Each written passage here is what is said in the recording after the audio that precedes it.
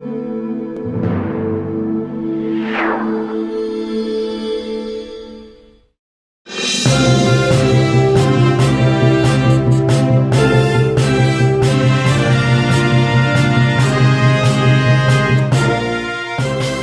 et messieurs, bonjour. Coronavirus, le jazzman Ellis Marsalis est mort à 85 ans. Le jazzman patriarche d'une famille de grands noms du jazz est décédé hier mercredi à l'âge de 85 ans après avoir contracté le coronavirus, a annoncé son fils Branford. Ce pianiste et enseignant qui a figuré sur des dizaines d'albums au long d'une carrière de plusieurs décennies est le père du trompettiste Wynton et du saxophoniste Branford Marsalis. C'est avec une grande tristesse que j'annonce le décès de mon père Ellis Marsalis hier à la suite de complications du coronavirus, a déclaré son fils Branford dans un communiqué publié sur son site internet, ajoutant qu'il avait été hospitalisé samedi. Mon père était un géant dans la musique et l'enseignement, mais un père encore plus grand, a déclaré Branford Marsalis. Il a mis tout ce qu'il avait pour permettre de développer le meilleur de nous-mêmes. De son côté, Wynton Marsalis a posté sur Twitter des photos de lui-même avec son père, avec en guise d'épitaphe Ellis Marsalis 1934-2020. Il est mort comme il a vécu en acceptant la réalité. Né à la Nouvelle-Orléans, centre du monde du jazz en 1934, Ellis a enregistré avec Cannonball et Nat Adderley, Marcus Roberts et Courtney Pine. En même temps qu'un mentor pour ses fils Wynton et Branford, devenus de plus célèbres musiciens de jazz, il s'est impliqué dans le New Orleans Center for Creative Arts, l'Université de New Orleans et l'Université Xavier de Louisiane. Le club new-yorkais Jazz at Lincoln Center, dont Wynton est directeur général et artistique, a déclaré dire adieu avec tristesse et le surloue à Ellis Marsalis, un des artistes et professeurs de musique les plus renommés de son temps et de tous les temps.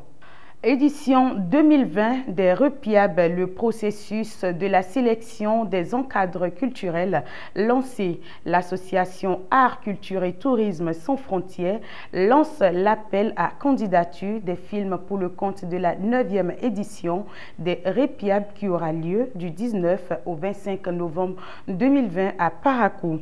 Cet appel est ouvert jusqu'au 20 mai 2020 et concerne les réalisateurs nationaux ou internationaux dont le suivi porte sur une thématique africaine. Aussi, le chef de l'État a affiché sa volonté de promouvoir les talents artistiques à travers l'introduction dans les programmes scolaires des activités culturelles. Cette approche vise à détecter les jeunes acteurs culturels dans les établissements scolaires et à les outiller d'outils adéquats dont l'exploitation judicieuse leur permettra d'atteindre le niveau de professionnalisme pouvant les aider à produire des suivres exploitables et de grande qualité. À cet effet, 5 disciplines culturelles sont retenues pour le démarrage des activités culturelles et artistiques dans les établissements scolaires publics ou privés du second degré. Il s'agit du chant, de la danse, du théâtre, de la musique et des arts plastiques. Dans le cadre de l'opérationnalisation des classes culturelles, le ministre en charge de la culture a décidé de recruter des encadres culturels. Sous l'autorité du ministre du Tourisme, de la Culture et des Arts, les encadreurs culturels ont pour principale mission de former les apprenants par discipline culturelle conformément au programme de formation, contribuer à la promotion des meilleurs talents, produire le rapport périodique des activités. Peut être encadreur culturel toute personne ayant un diplôme de formation culturelle, une expérience avérée ou une qualification confirmée par un centre de formation professionnelle dans le secteur des arts et de la culture.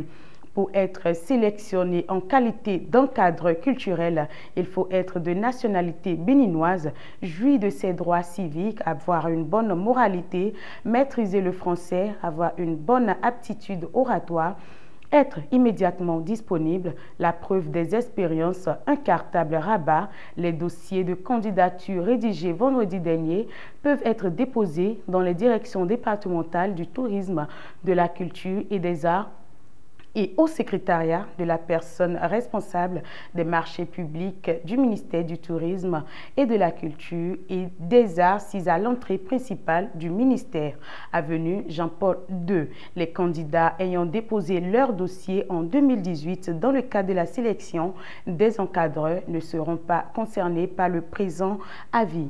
Ils seront contactés ultérieurement pour subir les phases de formation et de sélection au même titre que les nouveaux candidats. Ils peuvent donc consulter leur nom-prénom sur la liste affichée. Fin de ce flash d'information. Portez-vous bien et surtout, restez chez vous.